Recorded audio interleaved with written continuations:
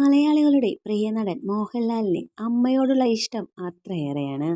ഇത്തവണത്തെ അമ്മയുടെ പിറന്നാൾ മോഹൻലാൽ പതിവ് പോലെ മനോഹരമാക്കി.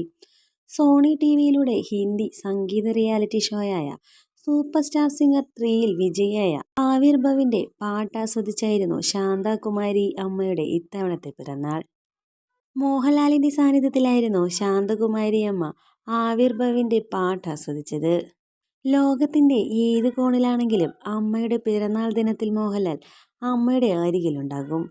ഓണം പോലും വിടാതെ അമ്മയ്ക്ക് ഒപ്പം ആഘോഷിക്കാൻ എല്ലാ പ്രാവശ്യവും മോഹൻലാൽ ശ്രമിക്കാറുമുണ്ട്. ഇത്തവണ അമ്മയുടെ പിറന്നാൾ ആഘോഷം ഗംഭീരമായിരുന്നു. ആരോഗ്യപരമായ കാരണങ്ങളാൽ കുറച്ചു കാലമായി ചികിത്സയിലാണ് ശാന്തകുമാരി. ആവിർഭവ് എന്ന മിടുക്കനായ കൊച്ചു ഗായകനാണ് മോഹൻലാലിന്റെ അമ്മയുടെ പിറന്നാൾ ഗംഭീരമാക്കാനെത്തിയത്. റിയാലിറ്റി ഷോ വിജയിയായ ആവിർഭവിനെ അഭിനന്ദിച്ച് വിദ്യാഭ്യാസ മന്ത്രി വി ശിവൻകുട്ടി സോഷ്യൽ മീഡിയയിൽ കുറിപ്പ് പങ്കുവച്ചിരുന്നു.